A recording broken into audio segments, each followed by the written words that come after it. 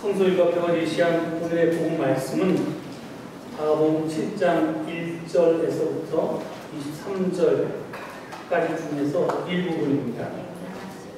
마가는 이 부분에 유대인들의 세 가지 인습을 비판하는 전승들을 모아놓았습니다. 세정법에 대한 비판이 1절에서 8절까지 있고요. 그리고 이어지는 9절에서 13절까지에는 고르반법에 대한 비판이 있습니다. 그리고 14절로 23절에는 금기식품법에 대한 비판도 있습니다. 그런데 이 교회에 따른 성서일과표가 제시한 본문은 이 세 가운데 고르반법에 대한 비판은 빠져 있고요. 세정법과 금기식품법에 대해서만 다루고 있습니다. 예수님 당시의 유대인들은 음식을 먹기 전에 반드시 손을 씻었습니다. 또 시장에서 돌아오면 몸을 씻고요. 사온 물건들도 씻었습니다. 그리고 그릇 등의 생활용품도 씻었습니다. 왜 그랬을까? 오늘날은 위생상의 이유로 그렇게 하지만 예수님 당시에는 그렇지가 않았습니다. 이 밖에서 부정 탈 수 있었던 것을 씻기 위한 그런 제의적인 목적 때문에 씻었습니다. 예를 들어서 내가 시장에 가서 사과를 사왔는데 그 사과를 농사지은 농부가 혹시 안식일에 일을 해서 율법을 어겨서 이 사과가 부정 탔을까? 또 이 사과가 유통되는 과정 속에서 한번 이방인이 만져봤을까? 이러면 이게 다 부정이 타니까요. 혹시라도 그런 일이 있을까봐 이것을 이제 정결하게 하는 예식으로서 물에다 씻었던 겁니다. 그러니까 이들이 씻었던 것은 위생이 목적이 아니고 정결이 목적이었습니다. 출애굽기를 보면요, 사제들이 제사를 바치기 전에 반드시 손과 발을 씻어야 하는 세정법이 나옵니다. 만약에 씻지 않고 제사를 드리면 죽는다고 합니다. 무릇 어느 종교에서든지 거룩한 신성에 접촉하려면 그에 합당한 정결 상태를 요구합니다. 그렇지 않으면 신의 노여움을 산다고 그렇게 생각했습니다. 그래서 우리네 풍습에도 제사나 또는 치성을 드리기에 앞서서 목욕을 하여서 몸을 깨끗하게 하고 또 부정을 피하면서 마음을 그렇게 가다듬지 않습니까? 이를 목욕제례라고 하지요. 우리네 사람들이 그렇게 하는 것처럼 당연히 이스라엘에도 이 정결 상태를 유지하기 위해서 피해야 할 금기사항과 또 일단 내가 만약에 부정을 탔을 때 이를 회복하기 위한 속죄 절차 등을 자세히 기록한 율법 규정들이 있습니다. 우리가 성경 통독할 때 가장 읽기 싫어하는 레위기, 민수기에 이런 율법들이 자세히 나와 있습니다. 그런데 바빌론 유배라고 하는 국가적인 재앙을 겪은 후에 유대인들은 자신들이 하나님과의 계약을 충실하게 지키지 못한 부정, 여기서 부정은 정조를 지키지 못했다는 뜻인데요. 그러니까 하나님과의 결혼 서약을 우상 숭배하지 않겠다는, 하나님만 섬기겠다는 그 정조를 지키지 않아서 자기네들이 그렇게 됐다라고 하는 그런 부정, 그리고 하나님의 정의를 실천하지 못했다는 뜻에서의 부정, 그러니까 부정이죠. 정의가 아닌 부정이 불의입니다. 불의를 저질렀다는 것, 그리고 하나님의 거룩함을 더럽혔다는, 그러니까 성전을 지금 침탈당했다든가 이런 일이겠죠. 그런 이제 깨끗하지 못함을 뜻하는 부정을, 이런 잘못을 저질러서 우리가 바빌론으로 유배를 가는 그런 재앙을 겪게 되었다고 이렇게 반성을 했습니다. 그 탓에 유배 이후에 형성된 유대교에서는 이런 부정한 죄를 없애기 위해서 모세오경에 나오는 율법을 준수할 것을 강조했습니다. 이런 풍조 속에서 레위기를 보면 너희의 하나님인 나 주가 거룩하니 너희도 거룩해야 한다는 율법의 요구에 따른 정결법이 점점 확대되고 강화되면서 유대사회의 근본적인 규범으로 자리 잡아갔습니다. 이런 추세를 주도한 이들은 바로 바리새파 사람들이었습니다. 이 바리새인들은 기원전 2세기경에 생겨난 일종의 유대교 갱신운동에 참여한 사람들이었는데요. 이들의 모토는 거룩하신 하나님을 거룩하게 섬기는 것이었습니다. 그들의 실천 전략은 율법의 구체적이면서도 철저한 준수였습니다. 그래서 율법 규정들에 대해서 토의하면서 좀 더 상세하게 율법의 뜻을 밝히고 율법 준수와 또 율법의 비준수의 경계선을 아주 섬세하게 그려나갔습니다. 이렇듯 일상생활도 거룩하게 지내기 위한 열심에서 그들은 아까 그 세정법이 원래 제사 드리기 전에 사제들만 지켜야 하는 율법이었는데 이것을 자기네들도 지키기 시작했습니다. 그러니까 사제들에게나 특별하게 요구되었던 규정들까지도 자신들이 스스로 지켜나갔던 것입니다. 오늘 본문에서 이슈가 된 식사 때 손 씻는 예법도 그 가운데 하나입니다. 그런데 바리새인들이 지켰던 이 율법은 모세오경의 율법 규정보다 한층 더 자세해졌습니다. 각종 율법을 해석하면서 가지가 점점 쳐졌습니다. 그래서 시행색칙들이 막 늘어났습니다. 이것들이 모아지고 체계화되면서 장로들의 전통이라고 하는 것으로 굳어지게 되었습니다. 이런 색칙들은 할라카라고 부르는데요. 나중에 주후 4, 5세기경에 되면 이 율법의 주석서인 미시나라고 하는 책으로 이 세칙, 시행세칙들이 책으로 출판될 정도로 그렇게 집대성되게 이릅니다. 이 할라카를 기억하면 거름인데요. 그러니까 바리새인들은 장로들의 전통을 지키는 것을 걷는다고 표현했습니다. 그렇지 않으면 걷지 않는다고 했습니다. 그러니까 우리와 전통을 지키는 자, 전통을 걷는 자, 전통을 걷지 않는 자 그랬습니다. 문제는요, 저들이 그 길을 일반 백성들도 걸어야 한다고 그렇게 강요했다는 것입니다. 저들의 문제는 저들이 옳다고 생각하는 것들에 대해서 저들이 철저히 지키는데 누가 뭐라 하겠습니까? 그런데 자기네들이 좋다고 생각하는 거 다른 사람도 너도 한번 이거 해볼래? 라고 권유 정도는 할 수 있었을 겁니다. 그런데 권유한 것이 아니라 강요를 했습니다. 그래서 오늘 본문에서 예수님의 제자들은 손을 씻지 않고 빵을 먹었다고 비난을 받았던 것입니다. 이렇듯 바리새인들과 율법학자들은 율법 준수를 강요했습니다. 또한 율법을 지키지 않으면 비난했고요. 율법을 지키지 않거나 지키지 못한 자를 정죄했습니다. 저들은 자기 의에 빠져서 자기와 함께 걷는 자와 그렇지 않은 자를 구별하고 편가르고 차별했습니다. 처음엔 율법 준수로 출발했는데요. 결국에는 율법주의에 빠지고 만 것입니다. 율법주의에 빠지면 하나님이 아니라 율법이 중심 자리를 차지하게 됩니다. 즉 율법을 주신 하나님이 아니라 하나님이 주신 율법에 강조점이 찍히게 됩니다.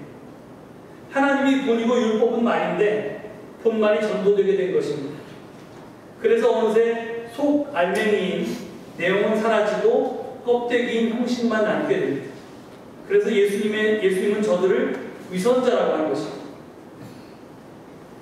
오늘 본문에서는 빠졌는데 예수님은 위선의 실례로 9절에서 13절까지의 고르방법을 예로 드십니다. 오늘 여기에서까지 이야기하면 너무 길어질 것 같아서 건너뛰고요. 근데 그런 위선은 그 다음에도 나옵니다.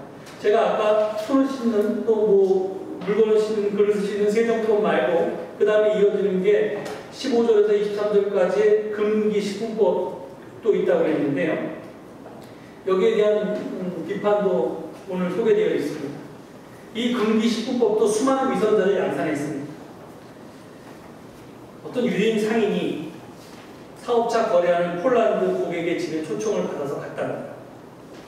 폴란드 고객은 돼지고기 음식과 포도주로 식탁을 차렸습니다. 그런데 초대받은 유대인 상인은 차려놓은 음식에 손도 대지 않고 그냥 앉아 있었습니다. 그래서 주인이 그에게 물었습니다. 왜 안 드십니까? 그랬더니 유대인 상인이 대답을 합니다. 예, 저희는 돼지고기를 먹지 않습니다. 그리고 이방인이 만든 포도주도 마시지 않습니다. 아니 그러려면 가지를 말지. 괜히 가가지고 자리만 차지 앉아 있으면서 초대한 주인만 멀쩡하게 만들었습니다. 그러다 주인이 묻습니다. 아니 그러면 굶어 죽게 되어도 이런 음식을 먹지 못합니까? 그랬더니 유대인이 대답했습니다. 아, 그럴 경우에는 따로 규정이 있습니다. 죽고 사는 경우에는 부정한 음식을 먹는 것이 허가가 됩니다. 그의 말이 끝나자마자 폴란드 주인이 인상을 험악하게 이렇게 부기고는 벽에 걸려있던 권총을 탁 집어들었습니다. 그리고 유대인의 이마에다가 권총을 딱 대고 위협합니다. 이 포도주를 마시게. 그렇지 않으면 당장 쏘겠소. 그랬더니 유대인이 그럼 포도주를 마셨습니다. 그랬더니 다시 한 잔 따라주면서 또 얘기합니다. 한 잔 더 마시게. 죽고 싶지 않으면 말이지. 그랬더니 유대인이 거침없이 포도주를 또 한 잔 마셨습니다. 그랬더니 이제 폴란드 사람이 활짝 웃으면서 말을 합니다. 아유, 죄송합니다. 제가 포도주를 가지고 장난쳤습니다. 혹시 화가 나신 것은 아니죠? 그랬더니 유대인이 뭐라고 한 줄 아십니까? 웬걸요, 매우 화가 났습니다. 왜 돼지고기를 가지고는 장난을 치지 않습니까?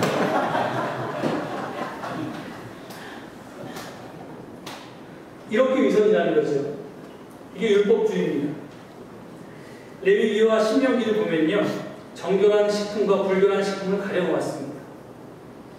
예수님 시대의 유대교는 이 금기식품법을 더 강화했습니다. 그래서 불결한 식품으로 이렇게 목록에 나와 있는 걸 제가 쭉 읽어드리면요, 돼지고기, 쥐고기, 뱀고기, 토끼고기, 낙타고기, 개고기, 목졸라지는 짐승의 고기. 그 다음에 참 문제가 되는데요. 낙지, 오징어, 문어, 굴, 새우, 게, 랍스터. 이런 걸 먹으면 안 됩니다. 이거를 꼭 지키라고 하면 아마 예수 안 믿겠다고 하는 교인들이 우리 교회에서 줄줄이 나올지도 모르겠습니다. 그런데 다행히도 예수님은 이 금기식품법을 과감하게 철폐하셨습니다. 오늘 본문 15절을 보면요, 예수님은 무엇이든지 사람 밖에서 사람 안으로 들어가는 것으로서 그 사람을 더럽히는 것은 아무것도 없다, 이렇게 말씀하십니다. 그리고 본문에 빠졌는데요, 19절에서는 보다 분명하게 선언하시는데 모든 음식은 다 깨끗하다, 이렇게 말씀하십니다. 예수님은 지금 유대교에서 전통적으로 이거 왜 지키는지 인류학자들이 뭐 이유를 여러 개로 설명하는데 다 설명이 안 되는 그 음식에 대해서 그거 지킬 필요 없다, 이렇게 말씀하신 겁니다. 그런데 예수님은 모든 음식만 깨끗하다, 이렇게 말씀하시지 않았습니다. 당시 율법주의가 사람들에게 붙인 부정하다는 그런 죄인 딱지, 주홍 글씨도 다 무시하셨습니다. 그래서 이방인의 집에 들어가는 것을 마다하지 않으셨고요, 부정한 땅으로 여겨졌던 사마리아 땅에도 자주 들어가셨습니다. 지나가는 사녀를 멈추고 부정한 시체에 손도 대셨고요, 그래서 죽은 사람을 살리시기도 하셨고, 또 병자들의 환부에 손을 대어서 고쳐주시기도 하셨습니다. 또한 경건한 유대인이라면 가까이 하기를 꺼렸던 죄인들과 장애인들을 찾아가셨습니다. 이 모든 행동들을 통해서 예수님이 하고자 했던 말씀은 바로 이것입니다. 모든 사람은 다 깨끗하다. 하나님이 깨끗하다고 한 사람을 부정하다고 하지 말아라. 앞서 살펴보았듯이 예수님 시대의 유대사회는 너희의 하나님인 나 주가 거룩하니 너희도 거룩해야 한다는 말씀에 따라서 거룩하게 되기 위해서 최선을 다하는 사회였습니다. 그런데 그 거룩함이라고 하는 것은 불결하고 부정하고 죄된 것으로부터 나를 분리해야지 이 거룩함을 지켜낼 수 있습니다. 따라서 이 정결제도는 의도했던 의도하지 않았던 간에 결국에는 모든 사람을 구별할 수밖에 없었고요, 그 구별은 마침내 차별로 이어졌습니다. 이로써 당시 유대사회는 명확하게 경계가 그어진 사회였고요, 그래서 의인과 죄인, 건강한 사람과 병든 사람, 온전한 사람과 불구인 사람, 남성과 여성, 부자와 가난한 자, 이방인과 유대인, 이렇게 나누어져 있었고, 정결한 편에 선 사람들이 부정한 편에 선 사람들을 배타적으로 배척하고 정죄하는 그런 사회였습니다. 예수님은 이런 사회 속에서 아까 말씀하신 것처럼 죄인은 없다, 부정한 사람은 없다, 더러운 사람은 없다, 이렇게 몸으로 말씀하셨습니다. 그래서 죄인들하고 어울려 식사를 했고, 여인들하고도 어울렸고, 이방인하고도 어울렸고, 장애인하고도 어울렸고 그랬다는 겁니다. 그래서 누가복음은요, 이것을 예수님이 하신 말씀으로 표현했는데, 그것이 누가복음 6장 36절에 보면 너희의 아버지께서 자비로우신 것 같이 너희도 자비로운 사람이 되어라 라고 하는 말씀을 예수님이 한 것으로 표현했습니다. 여기서 너희 하나님이 거룩하니 너희도 거룩하라는 것과 너희 하나님이 자비하니 너희도 자비하라는 말은 아주 굉장히 달리 들립니다. 자비는 여러 가지 면에서 정결과 반대되는데 가장 주목할 것은 포용성입니다. 자비로운 삶이라고 하는 것은 궁극적으로 모든 경계선을 넘어가게 되어 있습니다. 아니, 기존의 모든 경계선을 다 부숴버립니다. 오늘 모든 음식은 깨끗하다고 선언하신 예수님은 자신의 삶으로 모든 사람은 깨끗하다, 하나님이 깨끗하다고 하는 사람을 부정하다고 하지 말아라, 그들을 배척하지 말아라, 그들에게 담을 쌓지 말아라, 이렇게 말씀하십니다. 이렇듯 예수님은 배척이 아닌 포용의 길을 걸으셨습니다. 이 분명한 사실, 누가는 너희도 거룩하라 해서 너희도 자비하라는 말로 바꾸어서 명시적으로 표현한 것입니다. 그런데 제가 오늘 직원을 준비하면서 저를 괴롭혔던 게 뭐냐면, 과연 거룩과 자비가 대립되는 개념일까 하는 그런 물음이 저에게 왔었습니다. 단어 자체만 놓고 보면 그렇습니다. 거룩은 배타와 연결되고요, 그리고 자비는 포용과 이어집니다. 그런데 나 하나님이 거룩하니 너희도 거룩하라 라고 하는 말과 나 하나님이 자비하니 너희도 자비하라는 문장을 보면, 단어가 아니라 문장을 보면 이 두 문장은 어쩌면 같은 뜻일 수도 있겠다는 생각이 미쳤습니다. 단지 하나님의 속성을, 하나님의 마음을 레위기는 거룩이라고 표현했고 누가는 자비로 표현한 것이 아닐까, 이런 생각을 하게 됐다는 겁니다. 제가 왜 그런 생각을 했냐면요, 여러분 창세기의 창조 이야기를 보면 저와 같이 성경 공부를 하셨던 분들, 그 창조가 뭐냐 하면 그것은 카오스에서 코스모스로 옮겨가는 것입니다. 카오스는 혼돈입니다. 막 무질서하게 뒤섞여 있는 이 혼돈 상태에서 질서를 잡아가는 그런 코스모스로 옮겨가는 것이 바로 창세기 입장에는 창조 이야기입니다. 그런데 이 질서를 잡아간다고 하는 것은 구분으로부터 시작됩니다. 빛과 어둠을 나누고요, 낮과 밤을 나누고요, 하늘과 땅을 나누고요, 육지와 바다를 나누고요, 동물과 식물을 나누고요, 인간과 짐승을 나누고 남자와 여자를 나눕니다. 이런 나눔과 구분이 질서의 출발입니다. 그리고 창조의 결과물들은, 질서라고 하는 것은 이 구분된 것 상태 속에서 조화를 이루고 사는 것입니다. 이 구분과 차이는 반드시 지켜져야만 합니다. 이것이 깨지면 조화가 깨지고, 조화가 깨지면 우주도 무너집니다. 이것이 창세기의 메시지입니다. 그리고 그 바탕에, 이 창세기의 창조 이야기 바탕에 깔려있는 것은 뭐냐면, 모든 종교가 그렇듯이 이 세상에는 신의 세계와 인간의 세계가 구분되어 있다는 생각입니다. 이 둘은 분명하게 구분되어 있어야 하며, 신의 세계는 성스러운 것, 거룩이라고 하는 걸로, 그리고 이 인간의 세계는 속으로, 속된 것, 이런 것으로, 세속으로, 이런 걸로 특징지어집니다. 이렇듯 거룩은 신과 그 세계를 상징하는 대표적인 말입니다. 그리고 그 개념입니다. 그러니까 이 거룩이라는 단어가 레위기에 150번 이상 등장하는 것은 너무나 당연합니다. 왜냐하면 이 레위기는 사실은 제사장이 어떻게 살아야 되는가 하는 사제에 대한 이제 삶의 지침서인데요. 이 사제의 역할은 뭐냐면 신의 세계와 인간 세계 사이에서 이것을 가교의 역할을 하는 겁니다. 그렇기 때문에 신과 만나기 위해서 내가 거룩해지지 않으면, 내가 정결해지지 않으면 벌을 받기 때문에 이제 그걸 조심해서 해야 되기 때문에 거룩이라는 단어가 계속 등장하는 겁니다.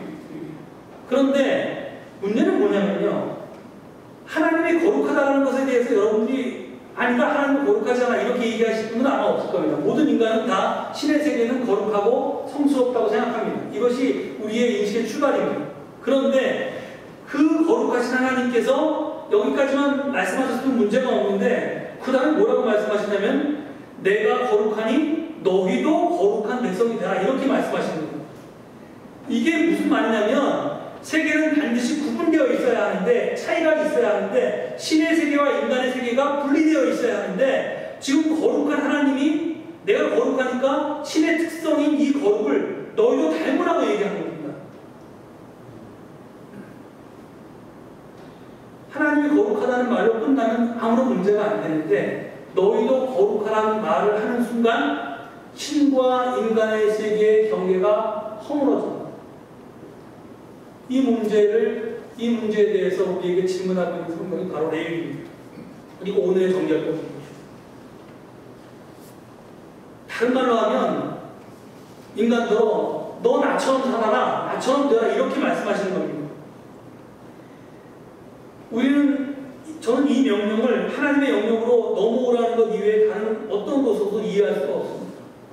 달리 해석해 보려고 해도 이해가 되지 않습니다. 너희도 나처럼 되라, 너희도 나처럼 거룩하게 되라, 이런 명령에 다른 뜻일 수 없다는 겁니다.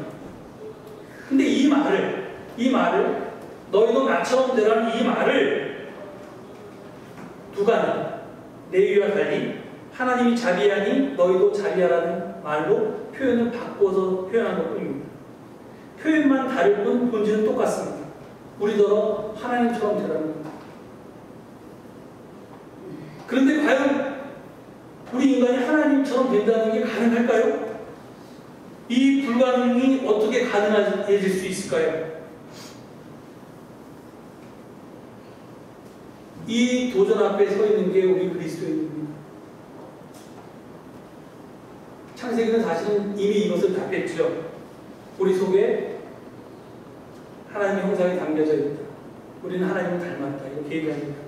제가 그것을 예전에 해석하면서 하나님 닮는다는 게 다른 뜻이 아닌 것 같다. 우리말 닮다, 미음 받침 쓰나요? 우리말 누가 누구를 닮는다라고 하는 이 말은 뭐가 뭐 안에 담긴다라고 하는 닮다하고 이게 발음 똑같은데, 하나님을 닮는다는 것은 결국 내 속에 하나님을 담그는 것과 같은 의미가 아닌가, 그렇게 제가 해석한 적이 있습니다. 예수님이 사도 바울이 그런 표현을 했죠. 내가 사는 게 아니라 내 속에 그리스도가 사신다고, 내 속에 그리스도의 영이 산다고. 오늘의 본문을 빌리면 밖에서 인간 안으로 들어오는 것이 인간을 속되게 하는 것이 아니라, 더럽게 하는 것이 아니라, 인간 안에 있는 것이 밖으로 나가면서 인간을 더럽게 한다고 했는데, 만약에 우리 안에 하나님이 담기면 우리가 거룩해진다는 겁니다. 바꿔 말하면.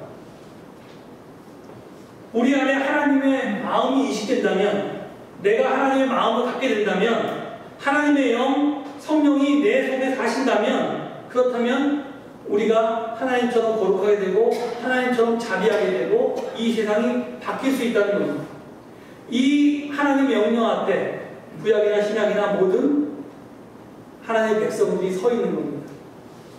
사실 지금 우리 기독교가 겪고 있는 모든 문제는 기독교인의 마음 속에, 기독교인의 마음이 하나님의 마음으로부터 멀어졌기 때문에 발생하는 것이라고 생각합니다. 지금 여기서 나온 여러 가지 문제처럼 인간의 욕심을 하나님의 뜻으로 포장하고 있기 때문에 우리에게 문제가 생긴 겁니다. 왜 교회를 세습합니까? 왜 교회 내에 성차별이 존재하고, 왜 또 성폭행도 존재하고, 도대체 기독교인들이 어떻게 난민을 차별할 수 있으며, 도대체 우리와 다른 종족들, 우리와 다른 생각을 가진 사람들을 그렇게 적대할 수 있는가? 그것은 한마디로 말해서 우리 안에 하나님의 마음이 담겨져 있지 않기 때문이라는 겁니다. 저들은 하나같이, 보수의 기독교인들은 하나같이 성경대로 산다고 주장합니다. 그런데 저들이 사는 것은 성경이 직언하는 하나님의 마음이 아니라 성경에 적혀있는 하나님의 그냥 문자들일 뿐입니다. 고린도후서 3장 6절은 문자는 사람을 죽이고 영은 사람을 살린다고 했습니다. 율법의 조문은 우리를 죽일 수밖에 없습니다. 이것이 이 율법주의에 빠지는, 이것만 절대적이면 나머지가 한계적이기 때문에. 그런데 그게 아니라 그 율법 조문 뒤에 담겨져 있는 하나님의 음성, 하나님의 마음을 읽을 수 있어야지만 우리가 그것을 닮으려고 노력하고, 잘 안 되지만, 불가능하지만 그래도 실현해 보려고 그렇게 노력하고 그렇게 애쓰다 보면 이 세상이 바뀐다는 겁니다. 그래서 오늘 설교 제목을 본문하고 전혀 상관없는 것처럼 보이지만 너희도 거룩해야 된다는 그런 레위기의 메시지로 골랐습니다. 우리가 하나님의 마음으로 무장해야 합니다. 이 불가능한 가능성을 하나님께서 우리에게 명령하셨습니다. 그래서 우리는 힘들더라도 이것을 목표로 살아보고자 모인 사람들, 레위기는 이것을 하나님이 거룩하니 너희도 거룩하라고 하셨고, 누가복음은 하나님이 자비하니 너희도 자비하라고 하셨습니다.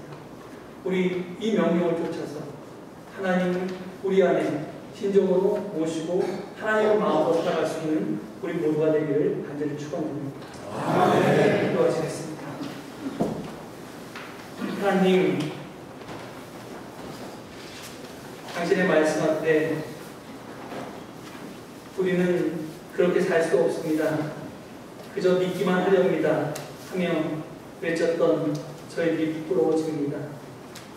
하나님은 우리에게 당신의 마음으로 살 것을 명령하시는데 우리는 애써 피하는 길만 찾아오지는 않았는지요. 진정으로 하나님의 뜻을 헤아리고 그 뜻대로 살아갈 수 있는 저희가 될 수 있도록 인도하여 주옵소서. 그래서 인간의 마음으로 인해서 우리의 욕심과 탐욕으로 인해서 빚어진 모든 문제들을 우리가 하나님 마음으로 해결할 수 있는 진정한 그리스도인으로 거듭나게 하옵소서. 감사드리며 예수 그리스도의 만들어 기도 올립니다. 아멘.